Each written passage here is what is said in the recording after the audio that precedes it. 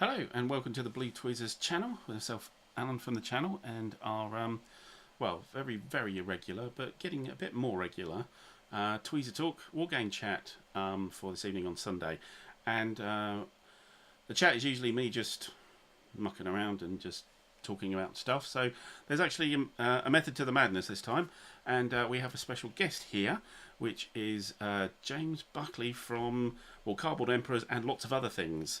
So welcome, James.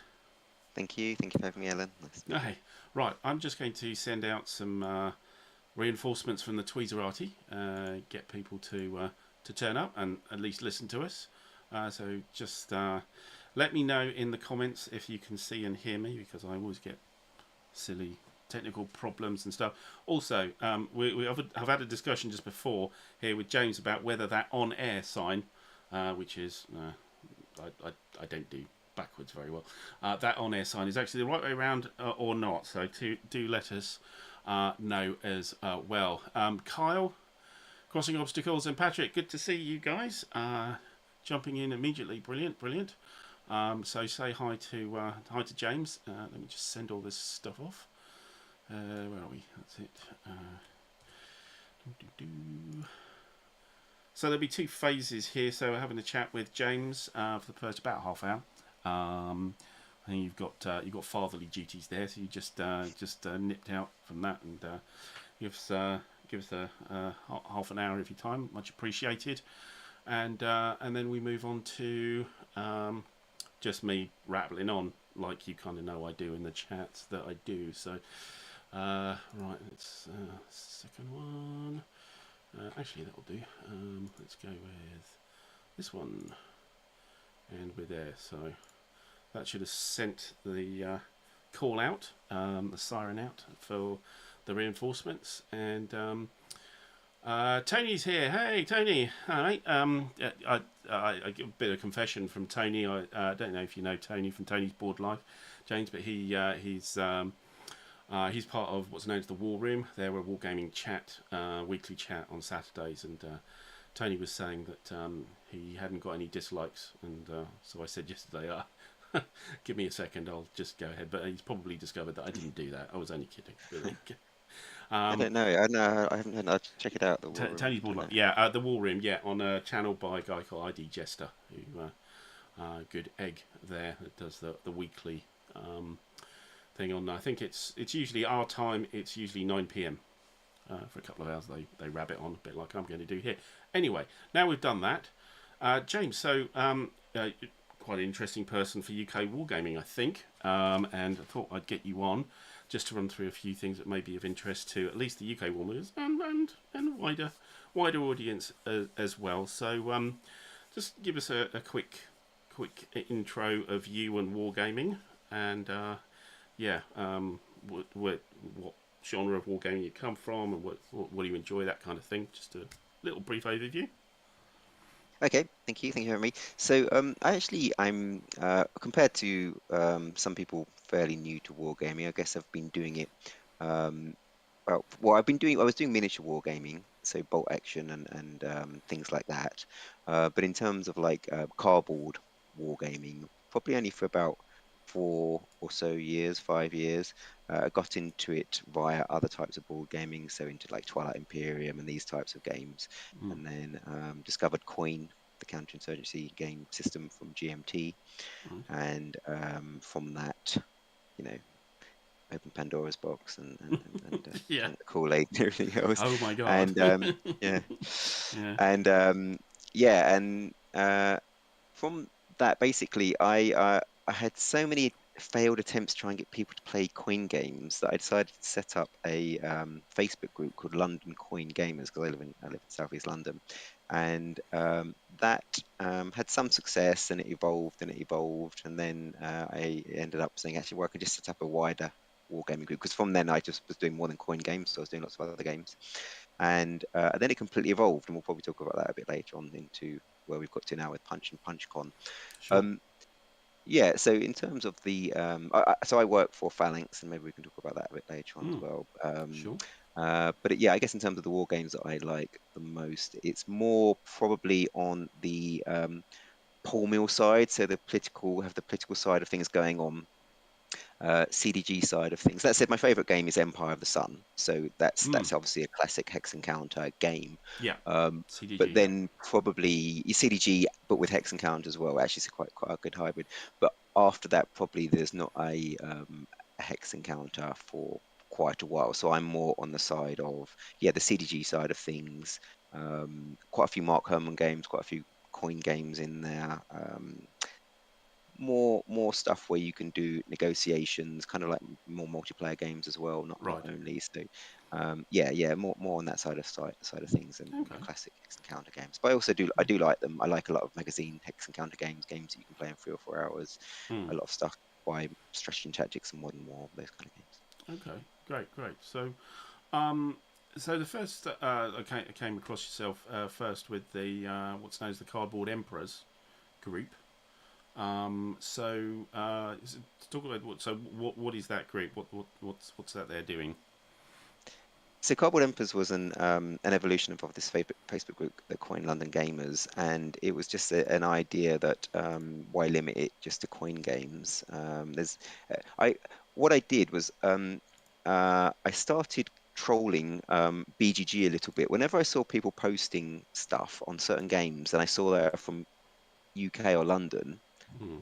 I'd follow up with them and say, "Hey, I've got a games group. Why don't you come and join us?" Because I was just desperate to get as many people as possible that I could play these games with.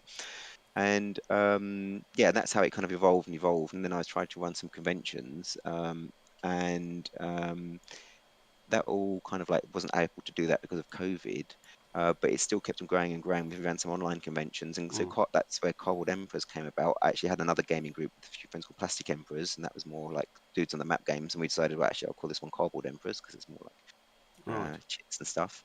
Yeah, Okay. and so we've now got about on the mailing list is about 250 people. On the Wow. Discord server, there's about 200 Mm. people. We have a regular games night on a Wednesday night in London and called Wargame Wednesdays in Southwark, and that attracts between 8 and 16 people Right. regularly.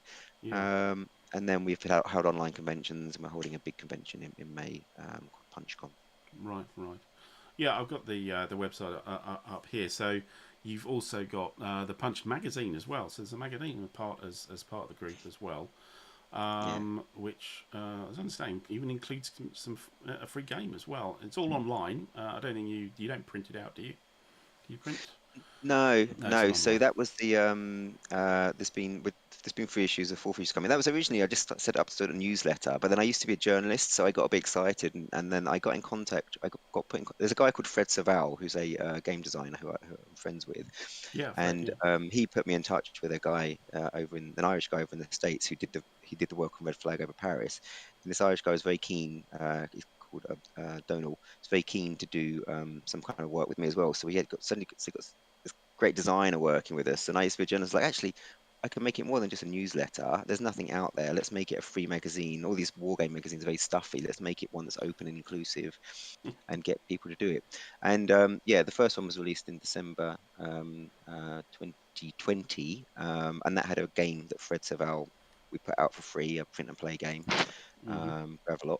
And then we've done quite a few. They get more popular. I was just looking for a join, so there's now been 41,000 views of the different punched, Wow. 41,000 page views of the Right. 3 issues of Punch so far, and it Yeah. won the Charles S. Roberts Award for Best War Game Mm. Magazine 2020. So it won that late last year. Yep. Very happy with that. So yeah, it's something that's kind of like proven very popular, more popular than I thought it would be. And then now it's kind of like I don't know what I'm going to do with it.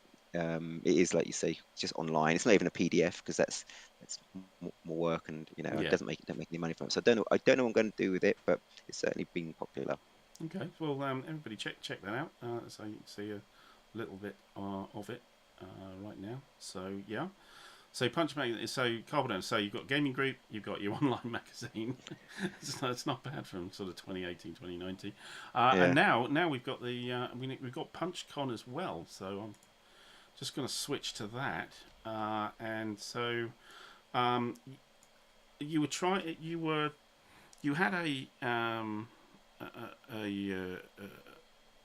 convention, a gaming convention planned, or big gaming session, if you like, up in Camden last year, Yeah. which you had, which kind of had to it didn't quite work, did it? Because of the No, because of COVID COVID. stuff. Yeah, Yeah, yeah. yeah, yeah. So but you now launched PunchCon here. So again, people can see it on the screen for May, isn't it? So Yeah, 13th to 15th up in Coventry. 13th to 15th. Yeah. Yeah, yeah, yeah. So with some sponsors, sponsors and supporters there. So Multiman and GMT, you guys, and Phalanx, of course. So that's all great, and it's in a hotel. We've got also the venue itself, the Royal Court Hotel and Spa, Coventry. Spa, interesting. I think we can maybe play. Yes, I don't think the games will really work in a sauna, but we can try. So Maybe yeah, some how's Finnish. that going? How's the attendance on that looking for May? It's looking good, yeah. So basically, with Conflict in Camden, which was the old one, Mm, because I'm London-based, wanted to do it in London. But actually, when it got cancelled, I was like, actually, that's no good for people that want to, that don't live in London really. And it was a lot more expensive. And I mm, was just very jealous of all these conventions that you see happening in France and Spain and in the yeah. US. Like the UK, the UK doesn't have something like that. Why haven't we got something? There's loads of stuff for miniature gaming, but why is there nothing for? There's one I'm sure, really nice one called Unfurl Their Banners up in the Lake District, Mm, which is I'm sure is great, but it's only 20 people. And so yes. it's like, no, we need something big.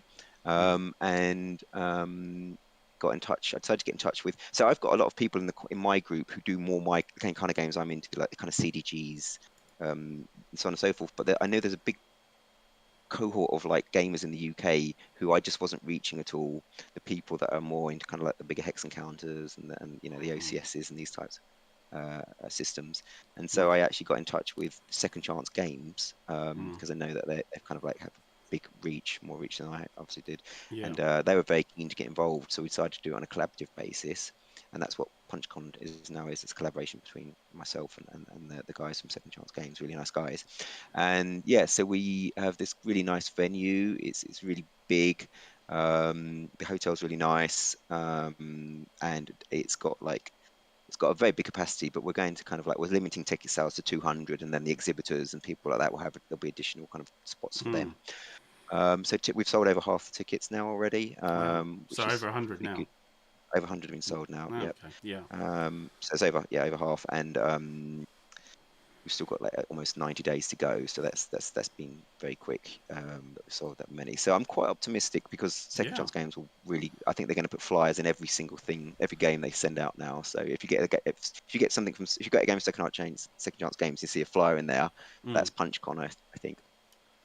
So okay. yeah, that's going really well. And then Absolutely. the hotel. I think there's still some rooms in the hotel, but you got to get there quick because we only block booked 100, and then after that there might not be any rooms left in the hotel No. because there's some other Sure. stuff going on. So then, but if you go to the hotel, then you get like obviously you've got the convention on the doorstep, but also you get access to the spa and the swimming pool as part of that.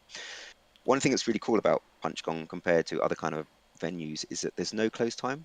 So if you want to be playing until 4 o'clock in the morning on some, East Front beast of a game, Right. that's fine. In fact, you can play all the time. The staff aren't going to touch anything. You could play for, Mm-hmm.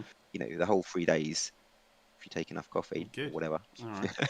And then Yeah, I'm not. I'm you not play sure through. my. I'm not sure my constitution. It used to be able to do that 20 years ago, but at my What have age you got now, lined up? What are you thinking you're going to be playing? I'm not sure. And I was going to ask you about this. So are we.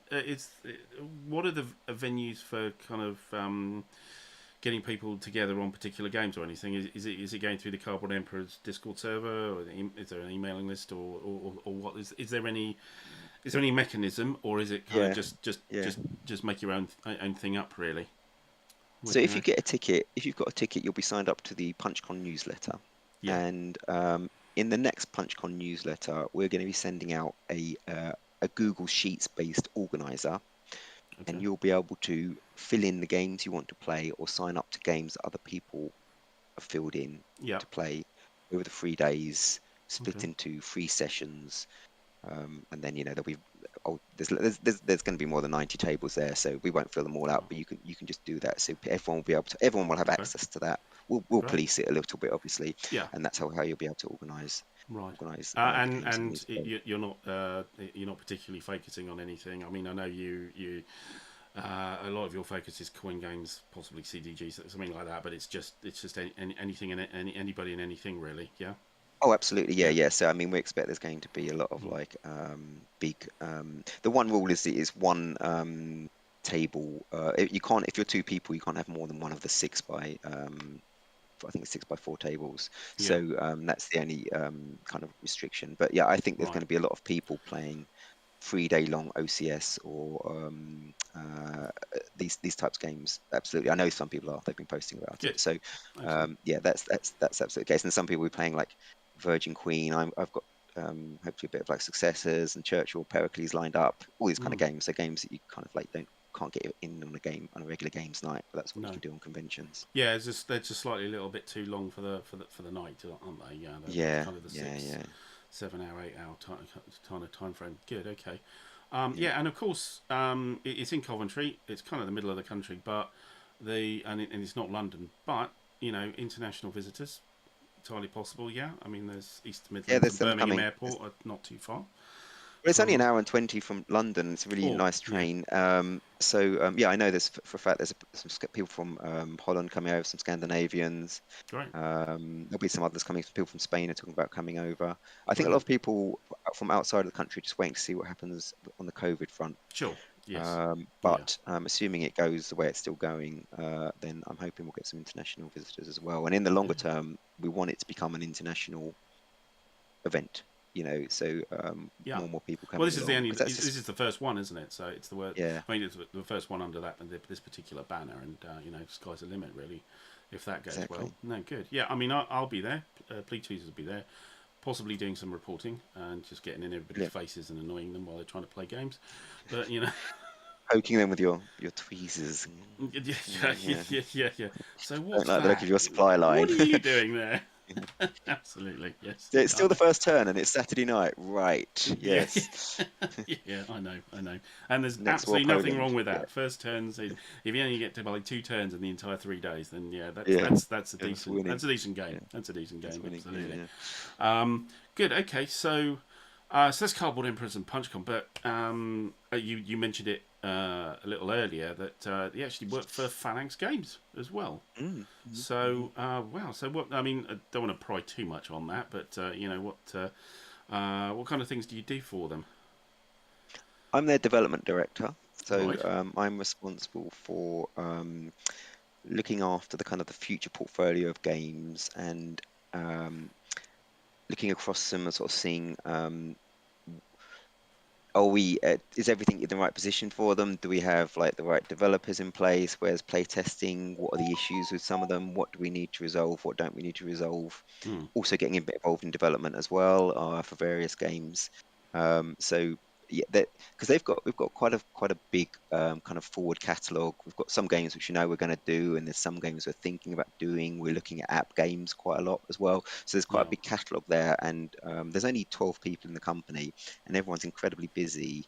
Hmm. So I'm kind of like helping to manage that part of that side of it, Sure. and then how Sure. we deal with the playtesters thing. We're setting up a new scheme at the moment called the Phalanx Vanguard, which will Hmm. be like playtesters who might ultimately, if they're good enough, be able to become developers for us, that we can regularly use. Trying to take a bit of inspiration from how GMT run things as well, because they're kind of Yeah. like quite inspirational Yeah. They're on the, for yeah. us in They're terms gold of. standard, really, aren't they? Yes. Yeah. Yeah. Exactly, Yeah. So. exactly. Yeah, yeah. I mean, we think we're better than them on the production quality, but yeah, in terms of like the other stuff, yeah, they're Right. where we want to get to, Hmm. So Good. Eh? not obviously we're not going to be GMT, but they're kind of like you say, they're the gold standard, and that's kind of Yeah. who we're Aim. looking to for Aim for. inspiration Aim for. on Absolutely. development front. Yeah. Yeah. I mean, Phalanx Games hasn't really been. Yeah. I haven't been much on my radar. I actually have one Phalanx game. So I haven't been contributing. I'm afraid. Actually, it's this one here, and it's rather old. You probably don't recognise it even. It's Revolution, the Dutch Revolt. Now Um, that's probably maybe not. That was probably Phalanx when Phalanx was a different version of Phalanx, I right, there think. you go. Yeah. Yeah, yeah, So because it was it's a long story, but Phalanx was a bigger kind of Europe-wide thing, and then they sort of split up, and this our phalanx went a different way. Ah, okay, Yeah, yes. Oh, yeah. okay. So So yeah, so probably don't have many. yeah, it's a predecessor. Yeah, Yeah. So that, I mean, I was just looking on the copyright on there. It's 2004. So wow, we're talking an 18-year-old yeah. game. Before, that's long And before yeah, we came out big. I've played a couple more. I was thinking there was an old was it Age of Napoleon, was it? I think I played a long time ago, but yeah, hasn't really been on my radar. Although there's been some recent excitement, I think, on a game that you're involved in the development of, which is Purple Haze. Hmm. Which, I mean, you were at the, I think it was the Armchair Dragoons digital convention. You were running that game, running running the rule over that game for people that were interested. I think I had a look at that, and it's on Kickstarter at the moment, and I've signed up, and there seems to be quite a lot of game there. Just give us Yeah. a little précis, 2-minute précis of what Purple Haze is. So yeah, it's on GameFound, not Kickstarter, and it's running the campaign's running for two more days on there. It's already got like up to 170,000 euros, which is pretty good for obviously for a kind of war game. So it's a an immersive narrative heavy game. So you control a squad of US Marines. It's 1967. They're kind of like being dumped into the jungle. They start off as kind of like cherries or FNGs, and you go through the game, and you're kind of you given certain objectives at the start of each mission, which might be to do a patrol, or maybe your helicopter's crash landed and you've got to try and get back to base, and you've got certain objectives you have to meet, and you kind of it's partly working your way across a map and sort of sorting out what's the best way in terms of managing fatigue and threat to get to your objectives. At certain points, there's going to be kind of random encounters that you draw, which will kind of like certain things will happen. Maybe you'll come across some huts, or there'll be a booby trap, and you have to resolve that. And then there's bigger story events that also happen, which then involve you reading kind of chunks of text, making choices, perhaps making various skill tests, and so on and so forth. And that delivers the bigger part of the story, and that will deliver story threads which kind of like will reappear on different parts of the campaign, because the campaign, the base scenario, I think it's up to 10 base missions now. And Mm-hmm. so you'll get certain things which you'll get keywords for that you'll write down, and then in later missions, if you have those keywords, it will say if you have this keyword, go to this. If you don't have this keyword, go to that. And maybe you'll come across stuff that's happened before, or certain things will happen to you because of choices you made earlier on in the campaigns. It's kind of like branching narrative storyline which goes across it. So it's quite a unique game in the sense of you do get those kind of games in the fantasy world. There's a game called Sleeping Gods, which is a bit like that in the fantasy world, but none have Right. been done to our knowledge in this kind of like setting. And you do get kind of like games which are a bit similar to that, like Ambush, for example, Yeah. or Warfighter, which Yeah. cover certain parts of it, Mm. but they don't mix in the whole narrative with the tactical combat, with the character leveling up into one kind of big Yeah. package, which is what Purple Haze offers. Yeah. Indeed. Yeah. No. No. Absolutely. And uh, yeah, I think I sort of likened it a little bit to the old upfront kind of thing, but that was a face to face game. That wasn't a solo. But this is solo, but and co-op as well. Yeah.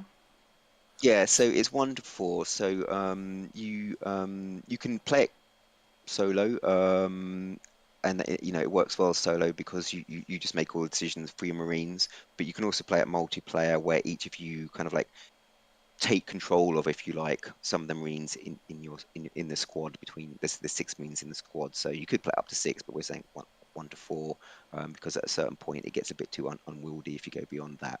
Mm. So yeah, so you can share out the kind of decisions and the choices, and also kind of like the things you do in combat as well between multiple Yeah. players, or play it solitaire. Works very well as solitaire. When I mean, it's on Kickstarter at the moment. How long has it got to go on Kickstarter? And Two when days. It's got 2 more days to two go. days. Well, so Yeah. anybody, if you're interested, go for it. Just Go for type in Kickstarter. not Kickstarter, Game Found Purple Haze, and then you'll be taken to it, and you'll have 2 days. You'll be able to see. So now in this one, we've got like various expansions. So there's a one to be Tunnel Rats. There's Tunnel Rats expansion. One called Force Recon, where you take at the end of the campaign, the regular campaign, you have a bunch of like really advanced Marines. You can Mm. use them to do Force Recon expansion, and that's where you had like a squad of just 6 Marines that went deep into the jungle, did this kind of like stingray type of operations, and so you can use those in this advanced expansion as well. So that's all on the Game Found campaign page.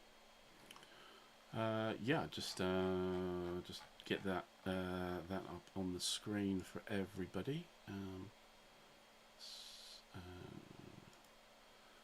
Should be able to see that now. Purple Haze there, and yeah, I mean, 170,000 euros. That's a chunk of money. Signing up, that's brilliant, isn't it? And when we like to actually kind of see it, when is it likely to deliver? I mean, no promises. You know, next year, this year, next year. Next year, right? Okay. Not this year. Oh yeah. Okay. So yeah. It has the benefit that you get one miniature model, but other than that, and which I think the plan is that we're going to do that. I'm not too involved in the manufacturing side of things, but I think the plan is we're going to do that in Poland, and then everything else I think will be done in Europe. So that will allow us to avoid the whole, Panama Canal, Suez Canal, zero COVID in China, all the issues that everyone's facing on global shipping.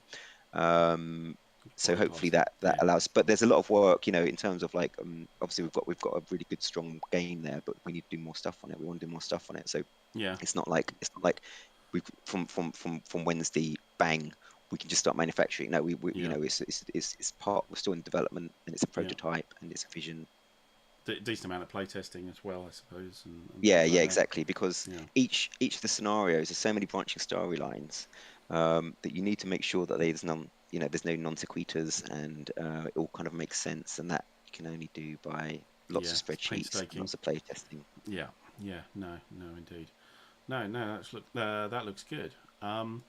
So has anybody in the chat got any questions for James? Having a quick look, it's probably mostly abuse aimed at me. But yeah, hello everyone. What have we got? JBX. My light is not on. Yes, yeah, I know. I haven't got. It's a USB, and I can't fit it in anywhere. I've run out of USBs at the moment, so you just get your standard one. But yeah, do Phalanx do Nanti-narking or something? Nanti-narking? That sounds like a musical act from the 1920s. Nanti-narking is old Cockney Victorian slang for having a great time. Oh, okay. And I didn't know that. yes, we do. So we have a game called Nanti-narking, which is a reskin of a Martin Wallace game, the Discworld game by Martin Wallace. Oh yeah. And then when Terry Pratchett passed away, you can no longer use the Discworld. So Martin reskinned it as this kind of Victorian theme game where you can play like characters from that kind of period, like Moriarty and Sherlock Holmes and that type of stuff. But it's actually the same game as Discworld for intents and purposes. So yeah, we have that. We have another Martin Wallace game, which is a deck building game based on the modern space race called Rocket Men, where you're basically Jeff Bezos or Richard Branson, and you're trying to. It's kind of a risk reward, build up your engines. They're both kind of like really really popular games among the non wargaming or family orientated kind of audience that we also try and serve a little. Yeah, no, good. I think we haven't got anything else today. Everything's being a bit resident, but yeah. So that's that's our half hour practically up. So that's that's been great for James to join us, and thanks a lot, and chatting through things. So remember, Purple Haze, Phalanx, Nanti-narking, indeed. Check it out, and of course, if you can get to PunchCon, then brilliant. And if you can sign up for that, that'll be good. And if and even if you can't, then certainly the PunchCon free magazine online, award-winning. Wow, there you go. It's brilliant. But and also, if anyone's out there who lives in like kind of London or the southeast, because we got people not only from London, and you want a regular gaming group, or you want people just to find gaming with, even if you can't make Wednesday night gaming, because there's a gaming organizer. Just email cardboardemperors@gmail.com, or type in Cardboard Emperors in your search engine, and you'll find our group, and you'll be able to join our group and do regular gaming with other war gamers, either online, organizing it yourself, or come along to our Wargame Wednesday nights in this pub in London, which are really good nights, really great pub. And so that's something you can do if you live nearby. Yeah, sure. Yeah, JBX is when's PunchCon? So 13th to 15th of May this year. Yep. Yeah, in Coventry. Punchcon.com if you Yeah. are wanting more information. Any virtual content from PunchCon planned, interviews, etc. Well, maybe for me, but anything official? I'm very unofficial. No, well, I'm going to speak to Fred Serval, because he's got this channel, Homo Ludens, and Yeah. I was hoping you would as well, Alan, do some stuff, and that's kind of what we're planning at the moment. Yeah. But Can't unless guarantee the the second chance quality. guys, Can't guarantee unless the quality, but yeah, sure.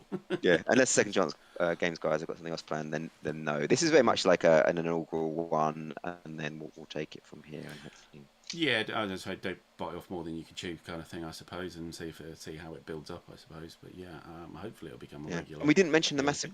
the great big prize draw. Everyone's entered into the prize draw. There's going to be so many games you can win. If just by turning up, you'll get given a free ticket for the prize draw, and there'll be loads of games. Well, all of the sponsors providing loads of games.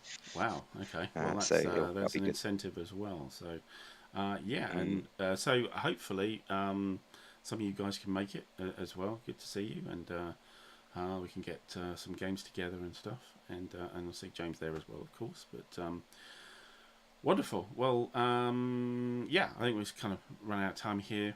So thanks very much for taking the time to come on the channel and have a chat. It's been great, and good information there for everybody. Thank you. Thanks for having me.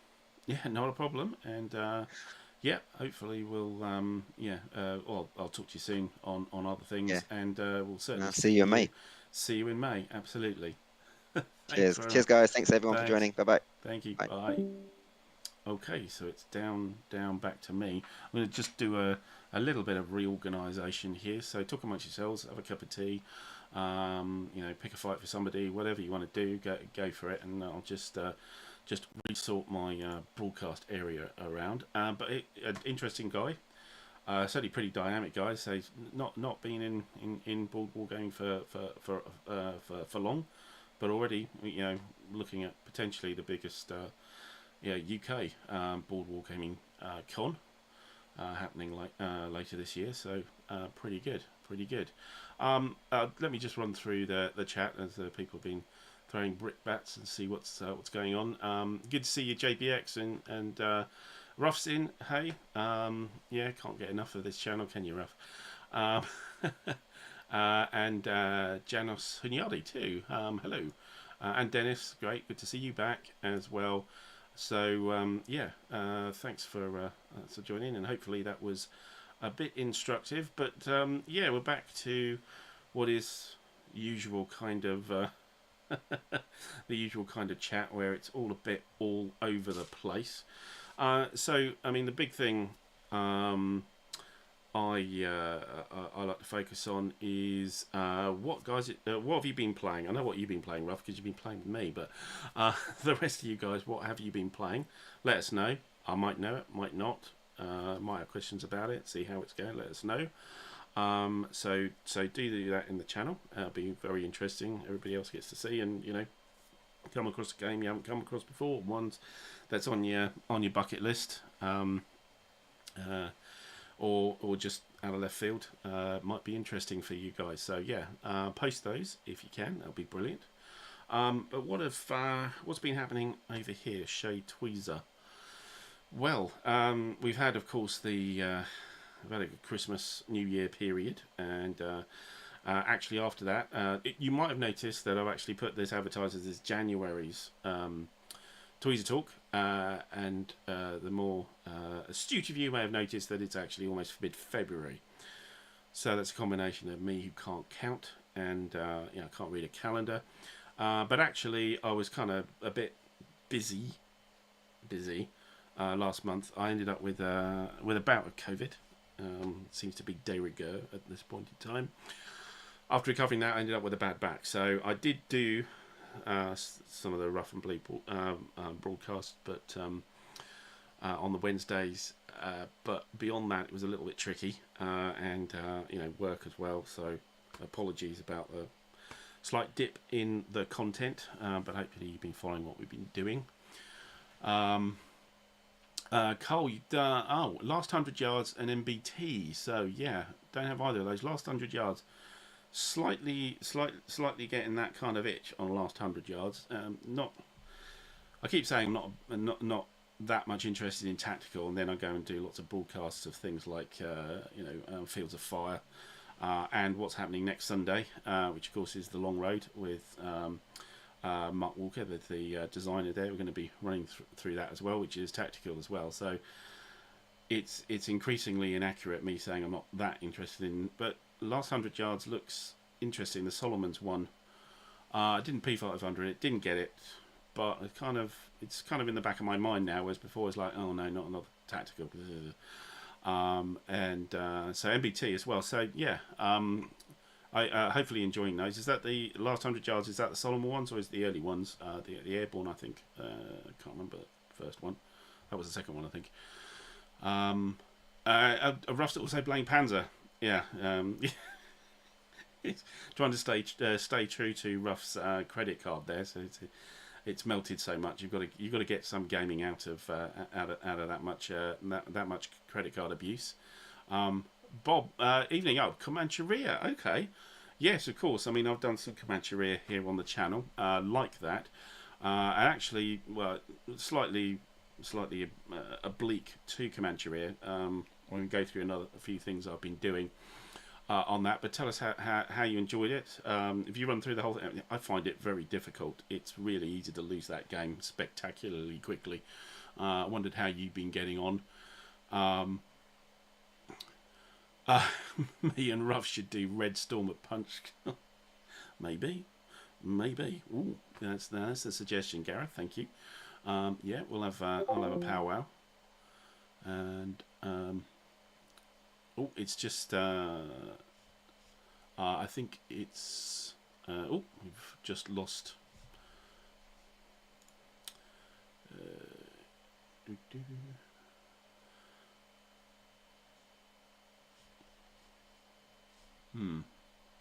Hold on.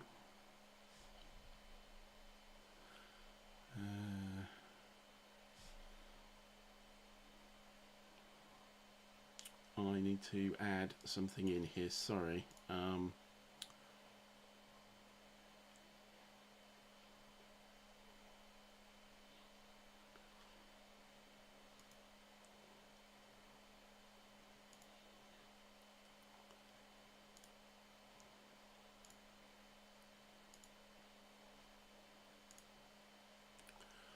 I think, I forgot to do the switcheroo here, so sorry everybody if hopefully you can still hear me and stuff like that. I was meant to do a switch off from Discord. I didn't do that, so apologies. Let's just expand that and turn off our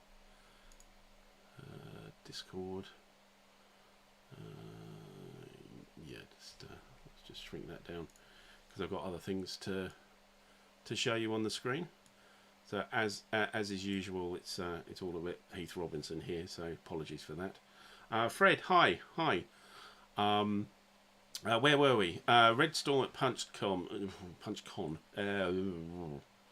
Never know. We'll have a chat. Nina and Pinter by Ragnar and Tarot by that Tarot one by Worthington. Yes, looks quite interesting. It's a bit of a block game, isn't it? But it's a solo, so it doesn't quite compute on me for that. But yeah, I have noticed that. But tell me how it is. I've heard good reports from it, but let me know anyway. And Crossing, you've been painting Crusaders. Oh, I hope they stayed still on their horses long enough for you to do that.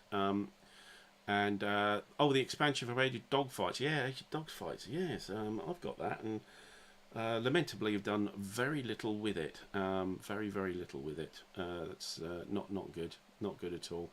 Have you have you gone through all the stickering? All the stickering that takes a little while as well. Does anyone have any tips to get motivation to play games solely? Yeah, here we go. Play games solely. Sorted. Done. Patrick, more Fire in the Lake. Good. Away for the weekend. 4 pints. Does alcohol work with Fire in the Lake? It can be quite a reasonably intense game. So, wow. And was that just the one session, the one game, or were you able to play multiple times? I think over a weekend you could probably get a couple in. I think. And target for today too. Right. Had an engine fire over northern France. Wow. Okay. Hopefully that wasn't coming back from the weekend away. And you had to abort. Oh gosh. Okay. Fine. Sounds like my kind of session, really, with things like Skies Above the Reich and things. So, Cole. Yeah, Detailed Tarot, yes. Yeah, that's that whole thing. I only have one of those games. I actually have the Iwo Jima, which is kind of much maligned. Everybody kind of goes boo hiss with that because there was some. It's not actually a Butterfield version, but somebody else did it. I think Joe Youst did it. I think it was all right, but yeah, they're actually bigger than you think. A bit more involved than you think, actually. You've done all the stickering, crossing, good. Well done. Marvelous. You got the expansion. You got to do the stickering for that as well. Okay. 2 full campaigns. Yeah. 2 full campaigns in. Wow. Okay. Well done, Patrick. Wow. Good stuff. Good stuff. Full campaigns as well. JBX. So Tarot wasn't a great go. Well, interesting.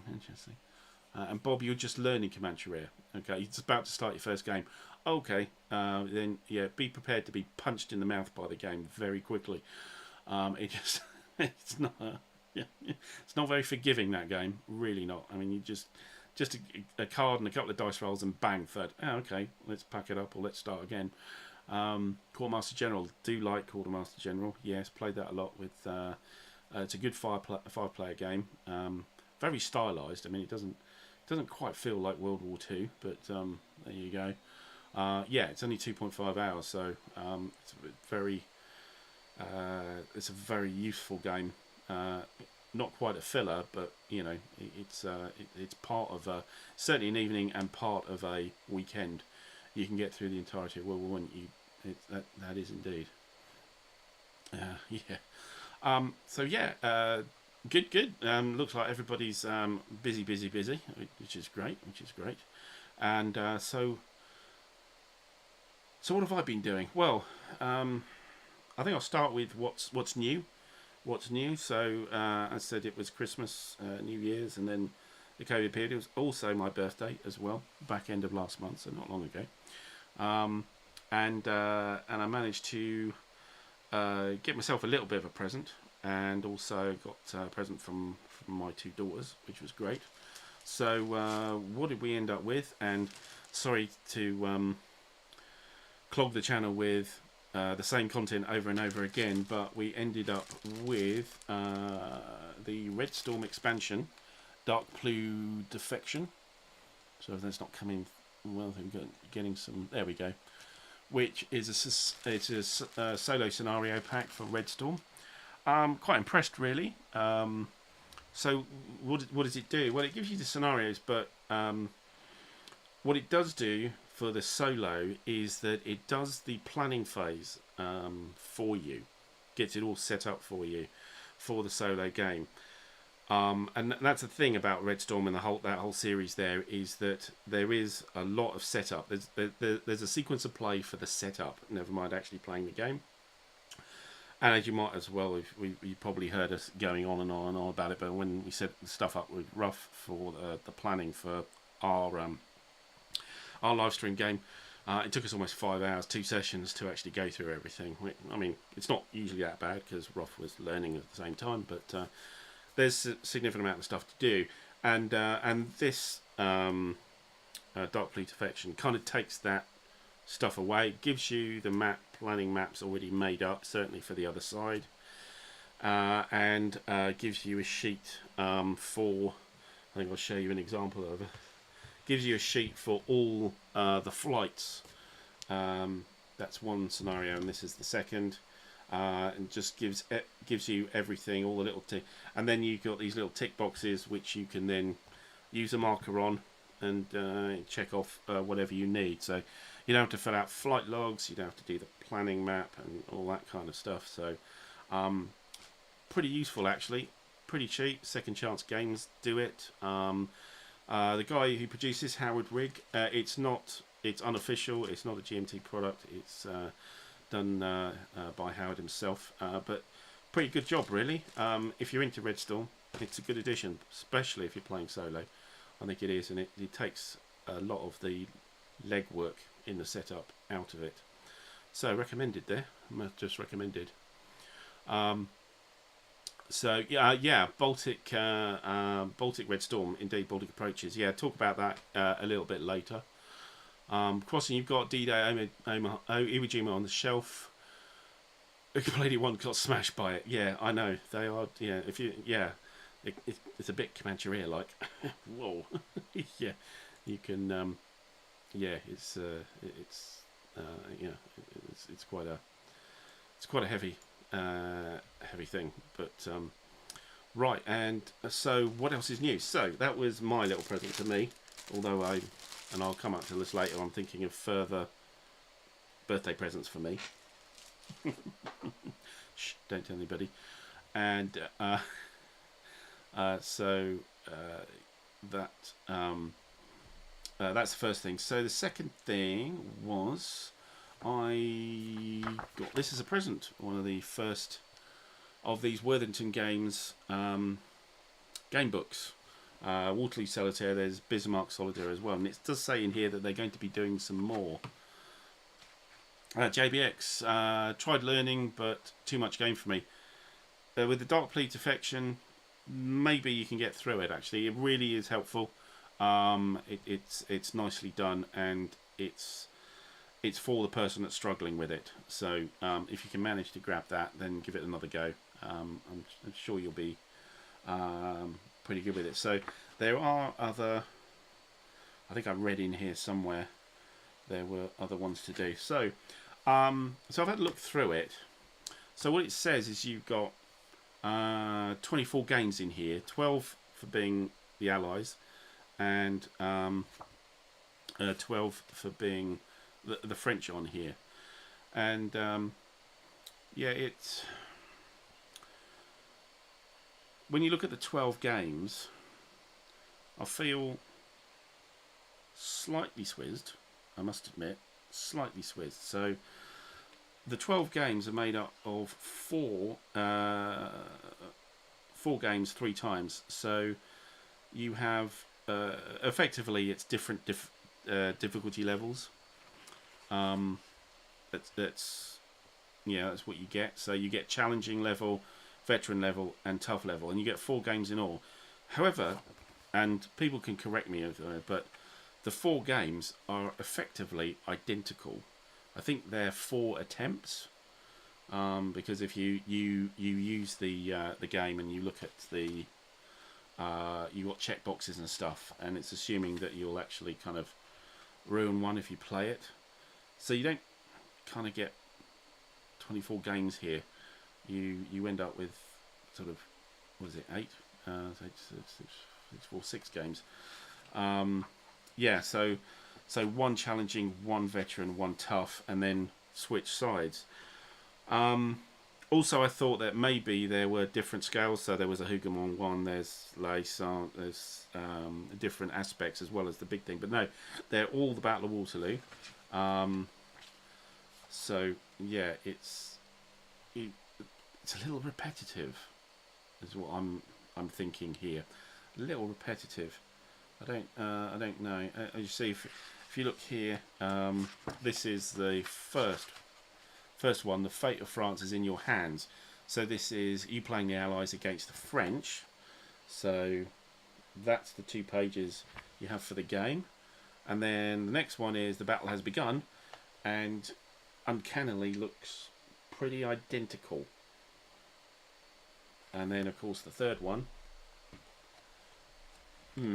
Pretty identical. So I think the 24 is kind of pushing it a little bit in as a statement, but hey, it's right. There are 24 games in here, but I just feel a little thing about it myself. Don't know if anybody else has got that and what they think about that, but yeah, it's Jay, you got Bismarck. Okay, so did that have kind of similar, really, really, really similar scenarios or game pages? I don't know. But I actually haven't run through it. I haven't actually done the Waterloo Solitaire. I've just looked through it and just kind of read a bit through the rules and had a flick. And yeah, that's what I kind of came up with on there. Yeah, don't know quite how I feel about that. So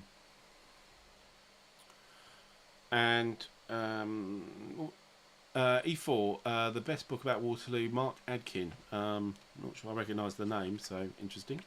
Yeah, maybe worth a look. The other one was this. So this is, hopefully it comes out on the camera all right. This is the Against All Odds magazine, number 53, which is Rome Inc. By a guy called Philip Jelly.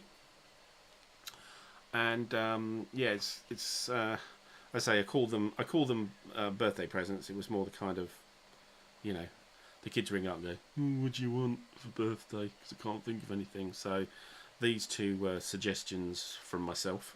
So I was interested. I've heard good things about this, and I thought, well, it's the kind of dad present level of expenditure, shall we say? And yeah, but this is interesting. I've actually broken this out and stuff, and you will be seeing a video on this, which I sort of jumped in front of everything. So, but we'll show that later as well. Magnus, good to see you across the North Sea puddle, indeed. Yeah, good to see you, mate. What you've been playing? Let us know how busy you've been, etc. So. Yeah, along with everybody else who's joined. E4 as well, yourself. I'm not sure I saw you in the chat beforehand. But yeah, pull through with what you're doing. Right, so that's the new stuff. So it's a bit bare, isn't it? It's not particularly exciting. But I'm anticipating quite a few bits and pieces, though, and we'll go through that later. But yeah, maybe a little lean on the side. One expansion, a book and a magazine game, but you can't all be P500 credit card melting kind of things. I'm afraid. So what next? So you might know from previous chats that we've got I've got 3 Discord-based PBM games going. That would be on GMT's Gallipoli 1915. Churchill's Greatest Gamble, Stellar Horizons from Compass, and then Pericles from GMT as well. How well are they going? Well, yeah, sort of happy-ish to, oh God. And actually pretty much in the order I said them. So let's just have a quick look at those. I could bring them up here. Difficulty finding them, so we have I think I've lost one of them here, but let's look at Stellar Horizons here. So the latest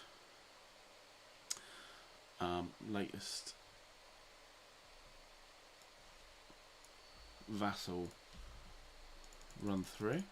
So we are on, and I'll have to look. I think it's 2060 now. It started in 2032, I think it was. Let me just check the turn. Yeah, indeed, 2060. So let's get that up on the.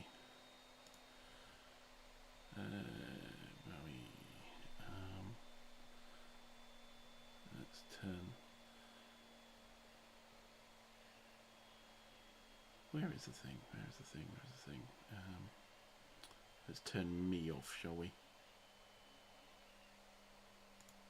Yeah, so here we go. There you go. You've got the screen.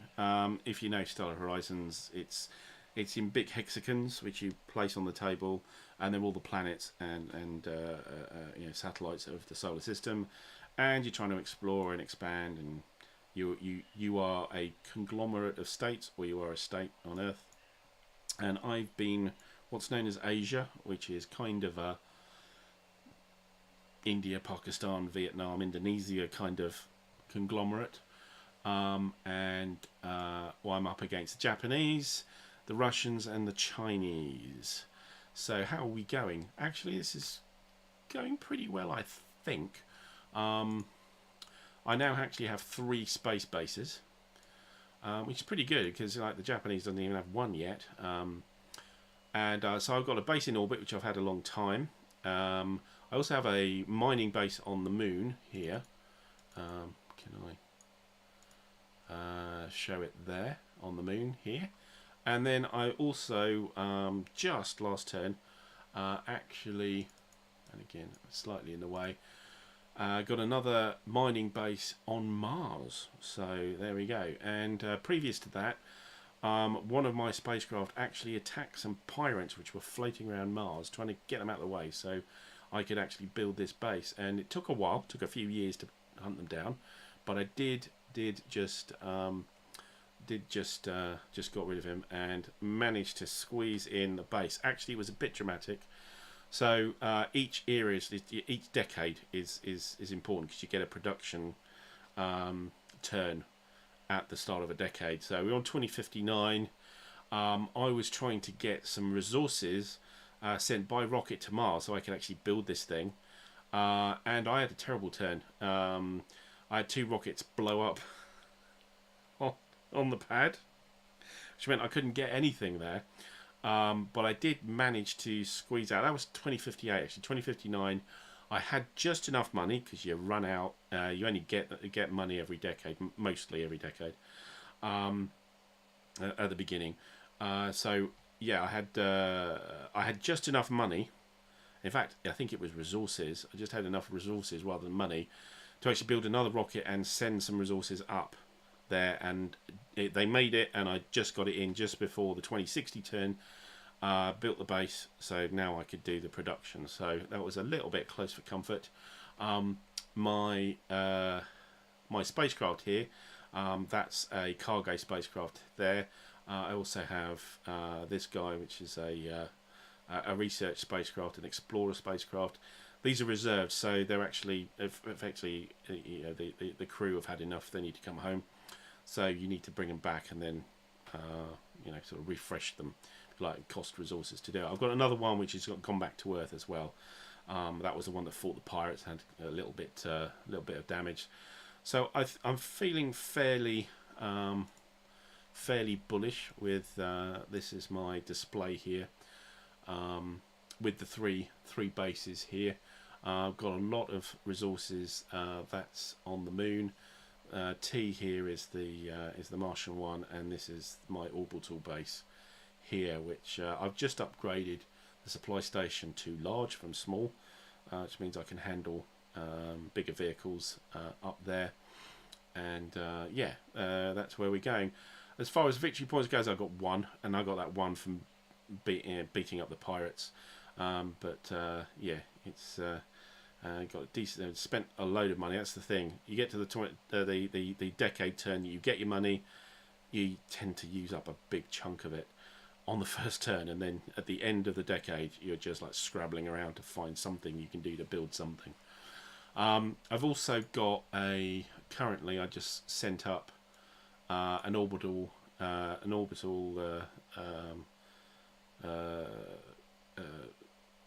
robot explorer to go to Venus with a probe. Now, Venus has been my bugbear for the game. So if you look at my tableau here, I have a mission that's here, and that mission is Venus, and that can get me I think that's 4 VPs. And what I need to do is I need to get what's known as depletions. I need to discover something on Venus. So for the past 15 years, I've been sending so much stuff up to Venus to try and find something. Can I find something? Can I hell? So this is a continuation of just trying to find that mission breakthrough that I need for those points, and I just keep failing. Just don't. It's not that I don't discover stuff, but I don't discover good enough stuff to actually qualify. So yeah, not great. But yeah, that's our Stellar Horizons. If we then look at what else have we got here? We have our Pericles here. Just trying to find the latest. Nope, hang on. That's it. So we've gone through one complete turn of Pericles.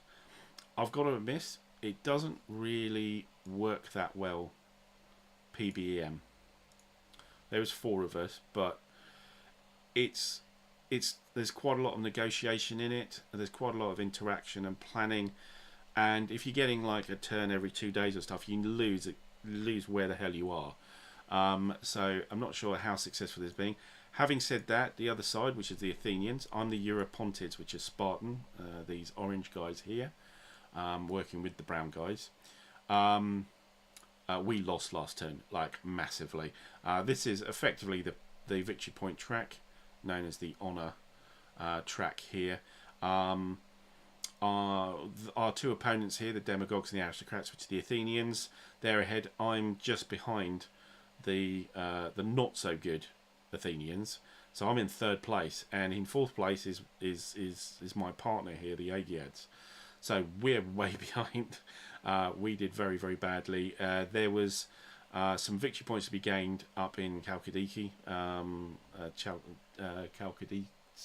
whatever that area there, and the Athenians got there. Got there first. We were at peace.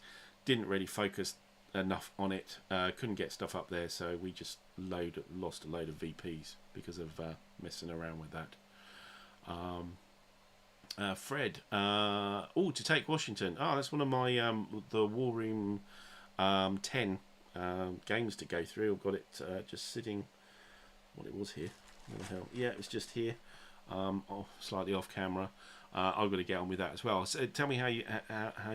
I know the old Civil War Brigade series from a long time ago. I've still got at least one of them. I got a Napoleonic Brigade series as well. Again, I haven't touched them for years, but let me know how you're getting on with To Take Washington there.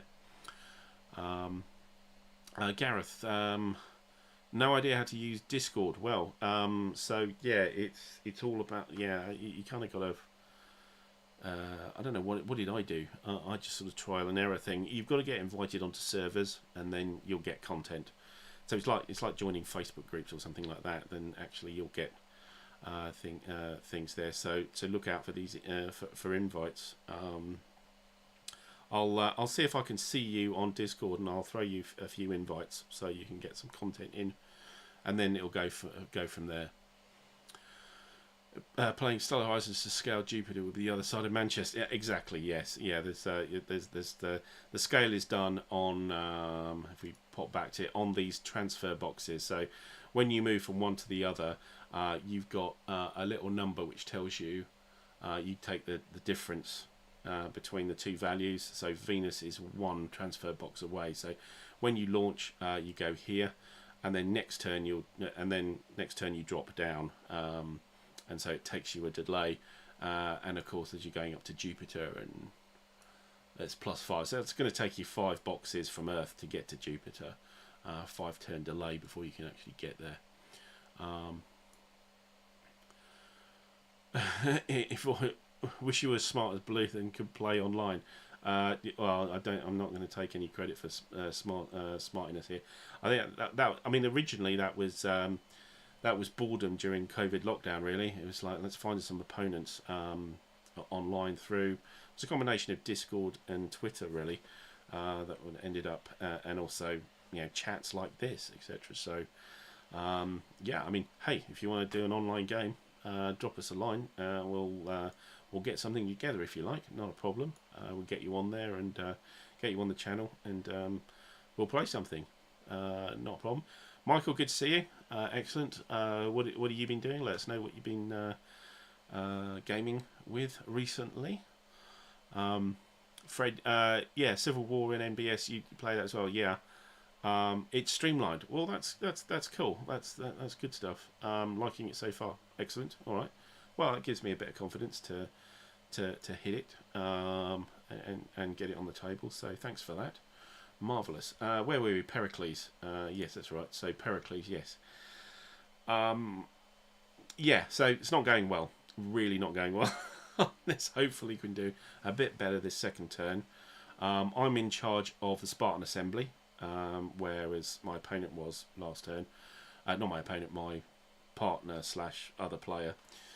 If you don't know the game, it's two versus two, but only one can win. And for half of a game turn, your opponent is actually on the same side as you, and only for the second half are you then facing your opponent, the two opponents, either Athens or Sparta. So yes, I think I got the best of my my partner in the first part of the game, and then against Athens, just nothing worked. Just nothing worked. But I don't think that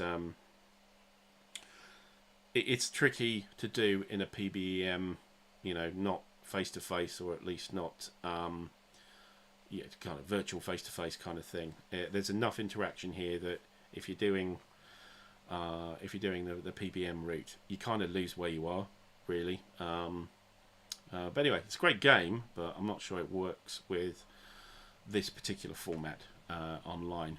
But there you go. E4 said you want to start with something simple. Ooh, okay, now that's a challenge actually. What do I have as simple? Okay. I'll get back to you on that. I'll have a look around. But yeah, and also when we're all available as well. So there is that as well. Quatre Bras OSG. Okay, so is that the Library of Napoleon stuff, and the Jour de Gloire. Oh, okay. Yeah, I don't know that one. Quatre Bras. The only Quatre Bras I've had is the old Le Bataille series. I had the set with Ligny. I think I've still got it somewhere here. Have I got Quatre Bras? Thought I had. Maybe I don't.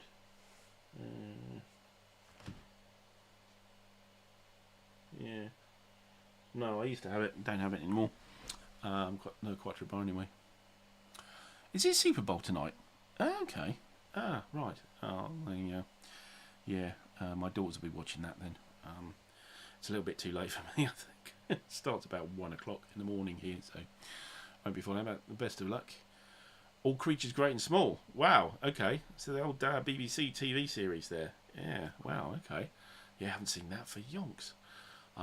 If people don't know about it, there was a series of books by a vet called James Herriot. They were kind of released in the sort of 60s, 70s, and they were made into a BBC TV series, which was really popular at the time it came out.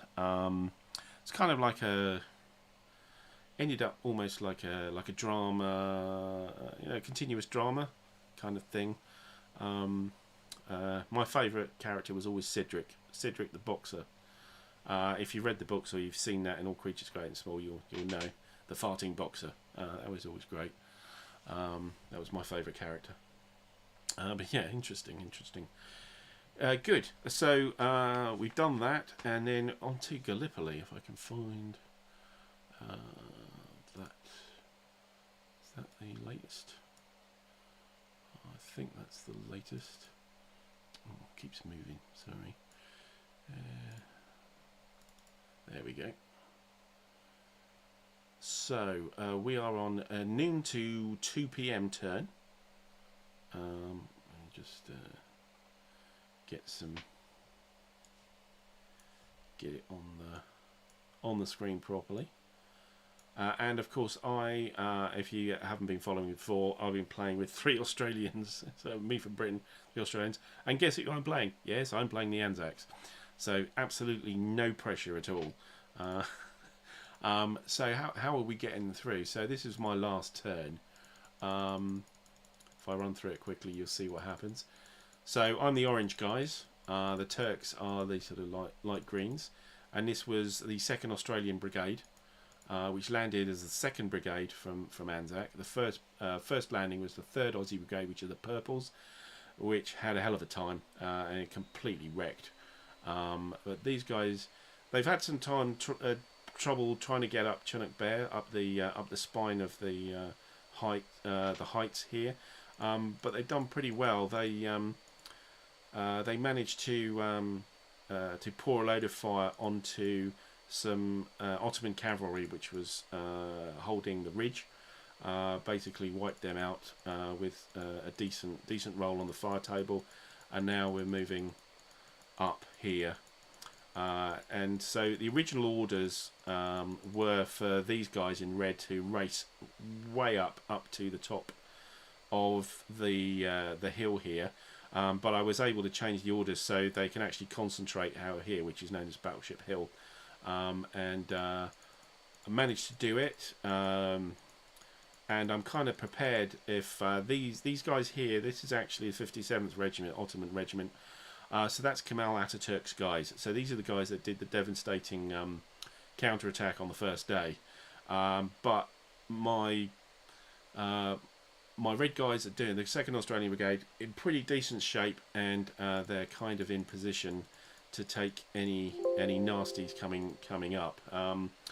So the purples down here are in a bit of a state, and there's also another Ottoman regiment here which might be a bit threatening. However, I've managed to commit my 1st Australian Brigade, which is the Greens, and they'll be taking up some positions here in the south to get a solid line, so we won't hopefully get much of a rollback from the Ottomans. Down in Cape Helles, my counterpart, who's running the British, it's hell on earth there, absolutely hell on earth. V Beach is still not taken. There's a load of guys hiding in the River Clyde.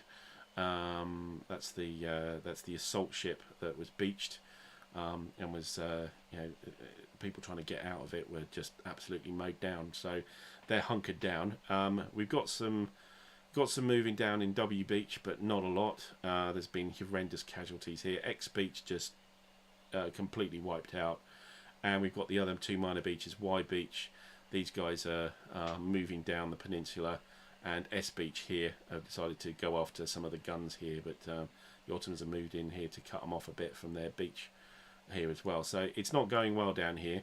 I'm much happier about my position than his position, but actually, it's not like Pericles where it's 2+2. It actually is well, it is 2+2 actually, so it's the British and the Australians together. So I'm not happy with how the British are doing, but on the Aussie side, it's better than I hoped. Got some New Zealanders. These are the blacks landing as well here, which is great.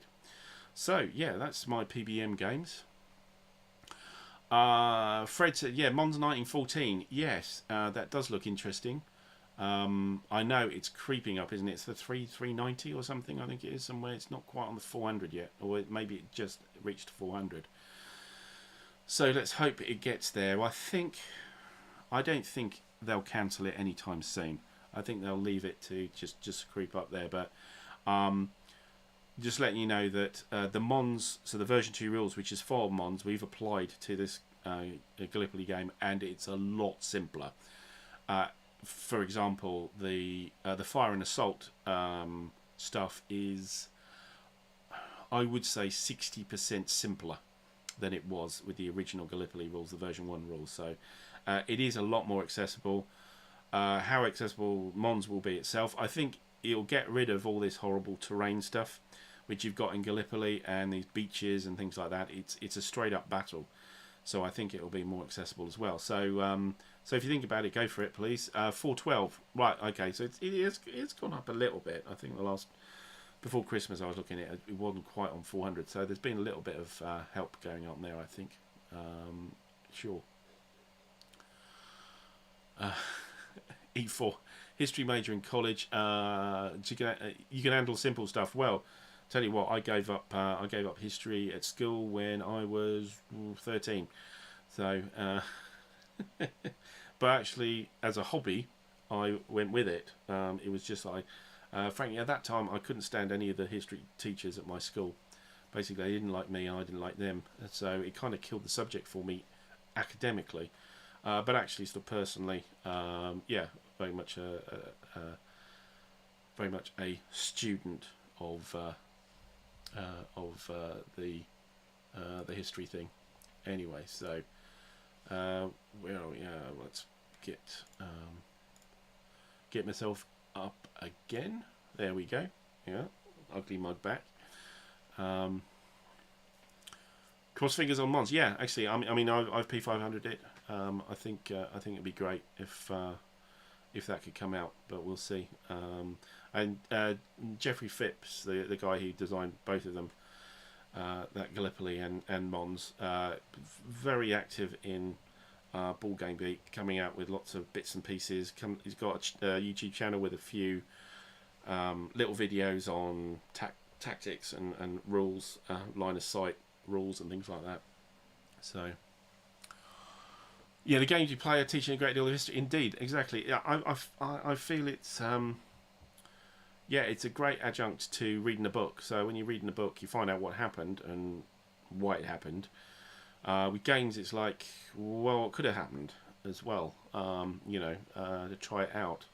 You kind of try it through. It's like doing a, I don't know. It's almost like a sort of computer game of the history book, if you like, and you get choices and do other things. So yeah, no, it is. It's always good. Good. Right. So what else are we doing? Okay. So what else am I doing? What's on the table? You know about Red Storm. I'm not going to go on about Red Storm. But he's sick of Red Storm and sparrows and everything. Certainly rough. Probably is by this time. So what else have I got? So I've been working on Navajo Wars. Where did I put the box? Here it is. So that's what I've been working on.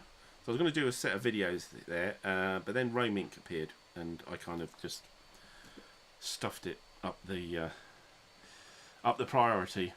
So it's actually on the table, but you can't see it now. I'm going to do some technical wizardry here, which I'm sure isn't going to work properly, but we'll try it. All right. Let's see if we can do this. I'm going to try and get. So what I'm trying to do is I'm going to try and get my mobile phone to send to OBS, which will then broadcast, so I can move about the room, and you'll be able to follow it. Now, my usual technophobic disasters, this is probably not going to work, but give me a minute and we'll see. Where are we? Okay, what I want to do now is I just want to go in here, and does that work?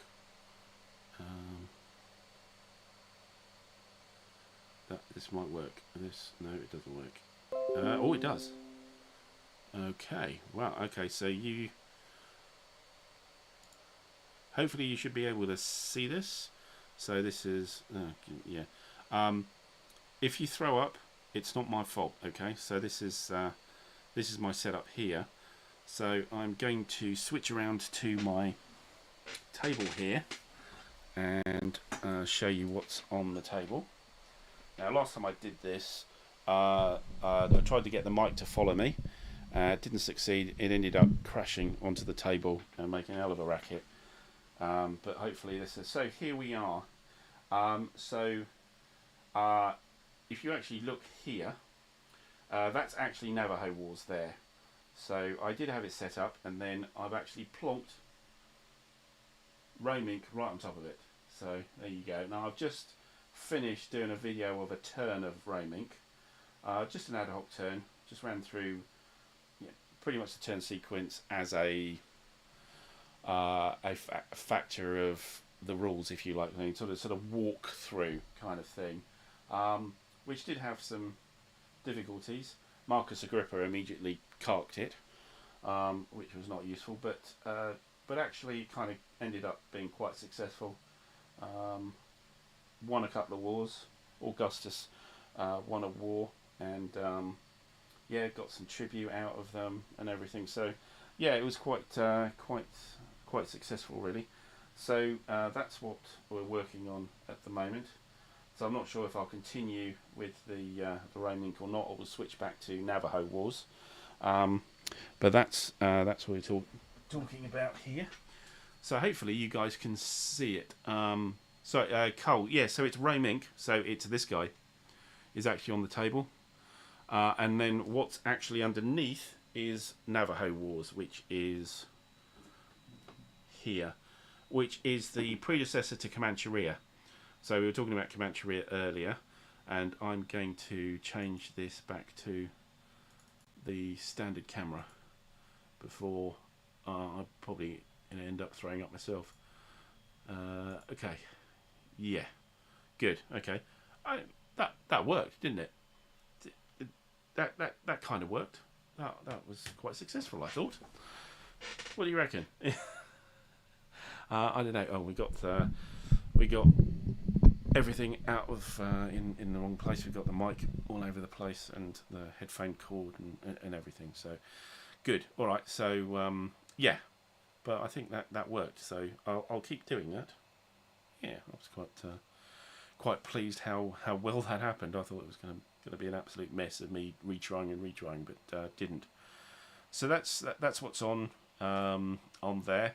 I have just started a scenario of Dark Bleed Defection on Red Storm. Told you I wasn't going to talk about Red Storm, but I lied. I'm going to talk about Red Storm. But no, I'm just going to mention that. I'm not going to go through it. I've only just started it. What's known as the first scenario. That's on Vassal. That's not actually on the table anyway. So, but still, good. So, what else are we going to talk about? Well, we've been going for an hour and 22. Welcome anybody who's coming in late. I thought you may have missed James Buckley interview with James Buckley from Cardboard Emperors and Phalanx Games. Had a good chat there, so do revisit the video after we finished to have some good information about PunchCon, particularly, potentially the biggest board wargaming convention this year in the UK. So sign up if you can make it. That would be great. Coventry, 13th to 15th of May this year, so not far off. Not far off indeed. I'm going to be there, so if that's probably going to be a complete incentive to avoid the place. But if not, I may see you there. Right. What are we? I was saying what I've bought, and I was saying it was a bit meager pickings with the magazine game, also Solitaire and Dark Bleed Defection expansion. That's it. But what are we actually looking forward to? Well. I've got some P500 stuff coming up, certainly. We can have a quick look at that. I don't know if you guys are also on that. We can... what have we got here? So the first one is Into the Woods. And I'm going to try and bring that onto the screen, but you guys can't see it. So I'll put open the browser instead. Let me just shift myself out of the way here. Here we go. So yeah, Into the Woods, Great Battles of the American Civil War. So you've hopefully seen the playthrough I did with Ruff of Death Valley, Battle of Rutherford's Farm. That was great fun. It was a real bun fight, and yeah, I think we had a decent time with that. So Into the Woods is the Battle of Shiloh instead. And that's coming through. Should be. I'd heard a rumor that they'd already shipped the European ones, but of course it takes a while to get in there as well. Cole, you've got it as well. What fraction of do you play Vassal versus Table? More Vassal than Table. Just you can kind of see the space I have.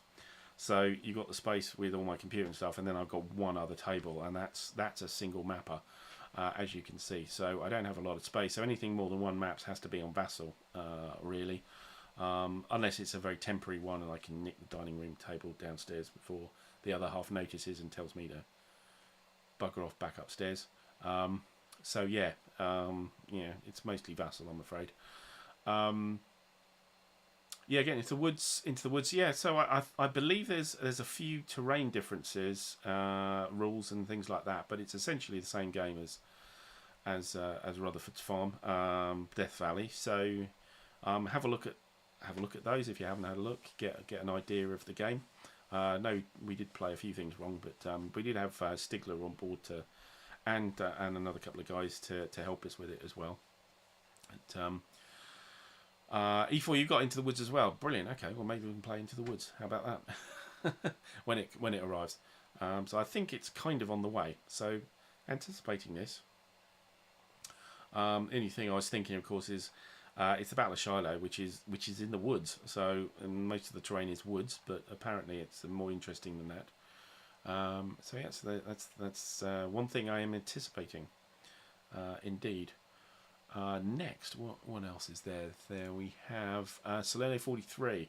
Now I have seen that some people have got this already, particularly over the pond. So anticipating this one as well. Great price, $28. Great price for a Simonich .4x game. I know it's not huge, but still the same system. So looking forward to that. Has anybody got that yet? Ruff, yeah, you'll get Into the Woods as well. That's right, and that's on your top 10 games to play for the year as well, isn't it? It is on mine as well. Second chance games still forward GMT P500s. Absolutely, they do. Yes, that's the way we get it. So there's a special, what they call EU shipping selection you can do, and effectively the game gets shipped en masse with others for a release over to Second Chance Games, and they distribute it around Europe, and we get it from there. Absolutely, yeah, that's the way to do it, rather than a direct shipment from GMT. Absolutely, yeah, good blokes at Second Chance Games. Afraid you're waiting for Army Group Center and Pacific War. Well, God bless you. Two bloody massive games. Might not like Into the Woods is that small, but both of those are just huge. The Army Group GMT games. I did have Crimea. I just didn't gel with the system, I'm afraid. I thought there were better ones than that. That was just me. And Pacific War, I did play that a long time ago, and so I've had sort of kind of made a couple of, shall we say, economic decisions to say, well, and not necessarily economic, more like, am I really going to play this? Pacific War is one of those. That I might end up really going to play this, and the kind of conclusion was no. The other one was the recent release from Compass Games, which is the Third World War. Now, I used to play that at university. You know, when I used to ride in on my dinosaur and everything, but park my dinosaur up at the Students' Union building. Even actually played over a marathon sort of 72-hour weekend. There we played all four stuck together, which is the Third World War, is all four of those games put together for the original GDW. But again, I thought, am I really gonna play this? And I ummed and ahed for, well, over Christmas actually. I mean, it was quite a while, and just recently kind of came to the decision, nah, probably not. And I think I'll keep those memories of playing at university and go, yeah, great game and stuff, but I'm not going to stretch to it. It's God, 170 quid or something like that. So yeah, it does look great, but I just, there's a line to be drawn, and I think I just happened to draw the line, so shoot me for it, but there you go. So that Pacific War and Third World War, both of those, that kind of just dropped the, I don't know, the buying sanity line for me, for what it's worth, but there we go. Yeah, yeah, but interesting. If you get it, have fun with it, go for it. Yeah. Into the Woods not on your 10 to playlist, Ruff. I thought it was. Oh, okay, well, yeah. Well, never mind. Won't play with you then. Right. Fred, you resisted Third World War. Yeah. Yeah, had enough monsters to play already. Exactly, they're stacking up here. I've got quite a few monsters here to play already, and I literally have stuff which I really want to play, but I'm probably going to struggle to get to this year. So there's no point in just stacking more into it. That's not to say that I'm trying to get other games. I am.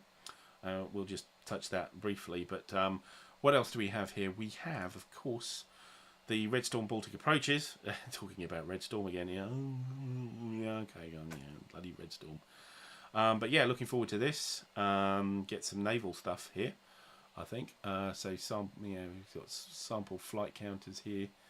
The Swedes, and yeah, Norwegians and stuff, Poles, etc. So that's all good stuff. And some naval counters as well. So some decent targets there. So that looks that looks good. What's the sample area map here? I haven't seen it for a while. Bloody hell! Look at that. Sample map area. That's not the sample map. That's just the area.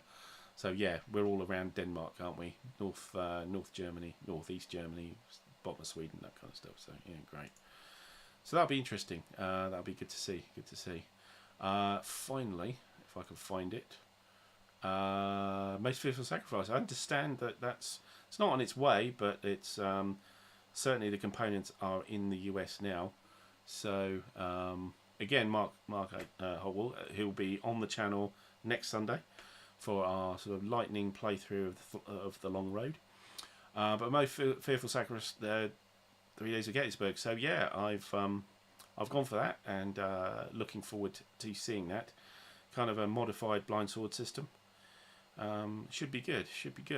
It'd be interesting compared to my favourite Gettysburg game, and I've probably said this millions of times, which is Summer Storm, the Clash of Arms, old Clash of Arms one done by Rick Barber, who did the map for Most Fearful Sacrifice. So it's very, very reminiscent, the map of the one for Summer Storm, but the entire game was done by Rick Barber for Summer Storm, and I really liked it. Although I'm a bit out on a limb on that, I know. So yes, there is that. Was there another one? And of course Purple Haze, which we talked about, of course, but that's not going to be here for next year. Now I do have there is another game I'm umming and ahhing about, and this was on Kickstarter and I missed it. So what we do here, this is Spruant's Leader from DVG. Now I don't actually have a leader game. I have the vassal module. So it's a chargeable vassal module from DVG for Corsair Leader. I kind of quite like it. But Spruant's Leader, so that is on the Navy again. So it's naval Cold War stuff. It's already got expansions. I missed the Kickstarter on this. But there's a bit of a discount with Second Chance Games, so I'm thinking of going on. But it's 80 quid, still, it's quite expensive here. But I'm just thinking,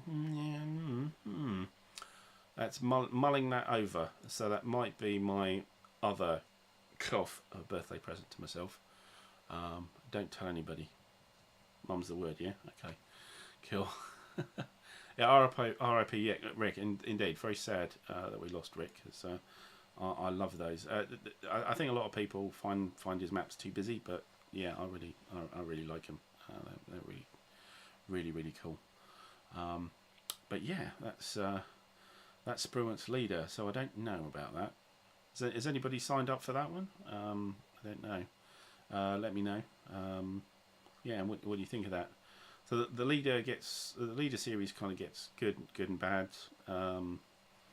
DVG gets goods and bads as well, I understand. I haven't really had a problem with it. The only game I hadn't really liked from DVG is Fleet Commander Nimitz. Yeah, I struggle to like that one, especially the scouting. I don't think the scouting rules work very well.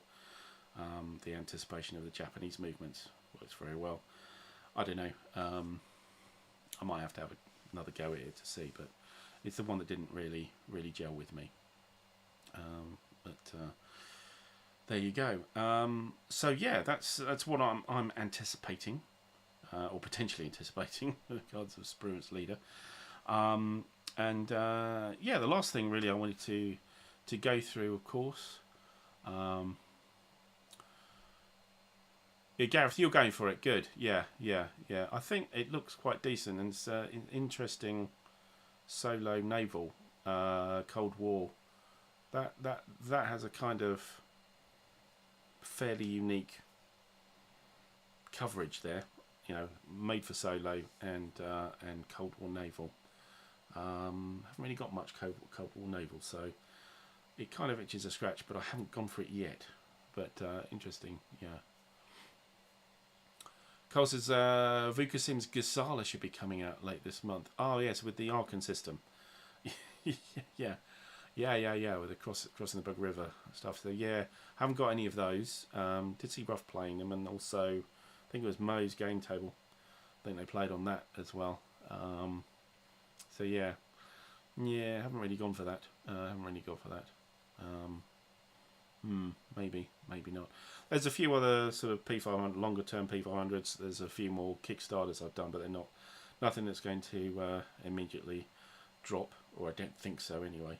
But yeah, it's just so the last thing I really wanted to show really was what's happening next Sunday. And so I've got a little preview here for you guys. You might have seen it before, but if you haven't, this will be good stuff. So I'll kind of leave you with this.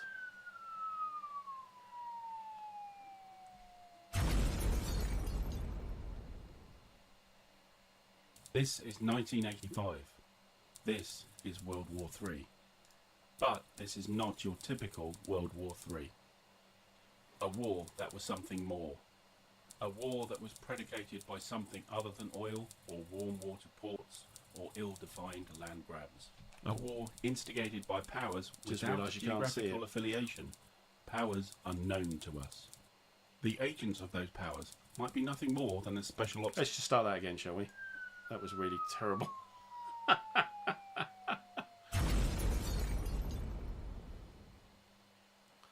This is 1985. This is World War III. But this is not your typical World War III. A war that was something more. A war that was predicated by something other than oil or warm water ports or ill-defined land grabs. A war instigated by powers without geographical affiliation, powers unknown to us. The agents of those powers might be nothing more than a special ops team of mysterious origin. Then again, they might be other than normal, or, by definition, paranormal. So that is The Long Road, part military horror, part authentic recreation of World War III.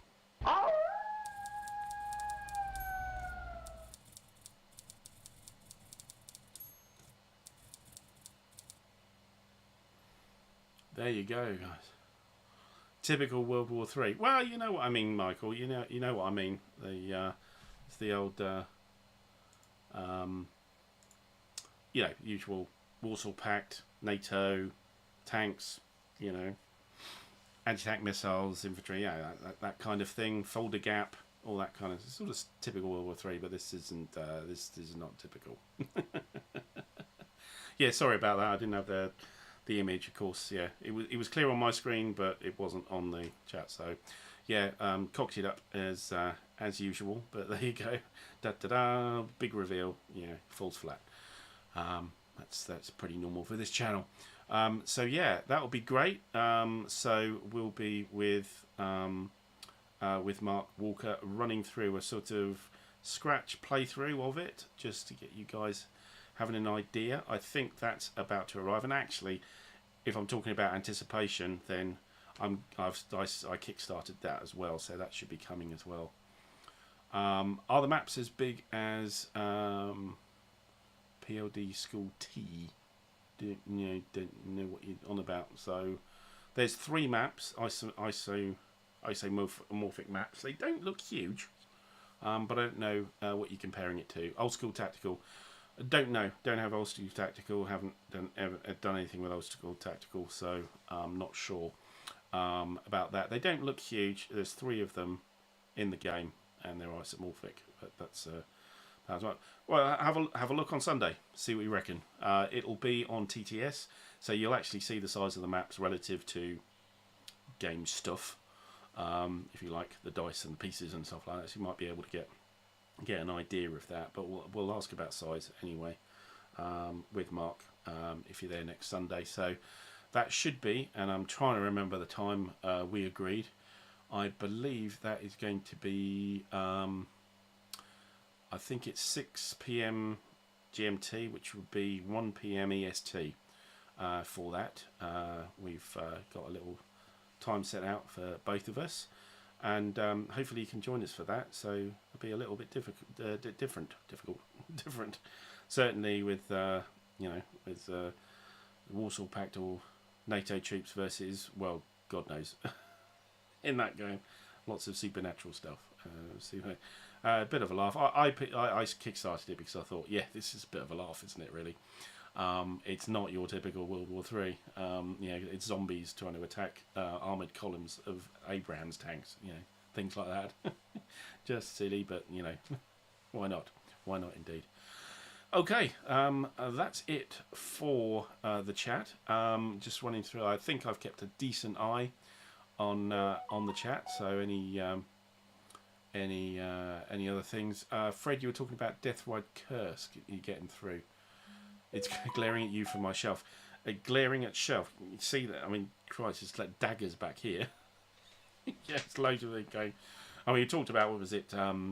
Age of Dogfights World War One. I mean, that's almost eye level here. Every time I look down to the side here, it's there on the shelf going, "Oi, play me." I've got other things here like 303 Squadron just above it going, "What? I only just arrived. Why aren't you playing me?" So. Yeah, I got loads of it. But anyway, hopefully you have a good rest of the weekend, if there is much of the weekend left for you. And next week on Wednesday, I'll be back with Ralph Swordsman Wargamer as normal, where I spring loads of surprises on him. He accepts it, fires back, and I die. So it doesn't work. These surprises don't seem to work, but I have got a little bit of a surprise from next week on it. So hopefully you enjoy me. That'll be the standard 9:30 GMT, 4:30 ST on Wednesday, and then of course we got the big show on Sunday as well with Mark Walker. That's it. Thanks very much for joining myself. Thanks to loads of stuff coming in the chat. I mean, the chat's been nuts. That's brilliant. Again, thanks again to James Buckley for joining us for the first half hour and running through Punch Gone. If you can get there, it'll be great to see you. If you can't, well, it's Punch Magazine. It's, you can get a hold of for free. So go for it. And Purple Haze to look forward to. But until next Wednesday, Wednesday with Ruff with Red Storm, that'll be it for this evening. So have fun and see you on Wednesday. Bye for now.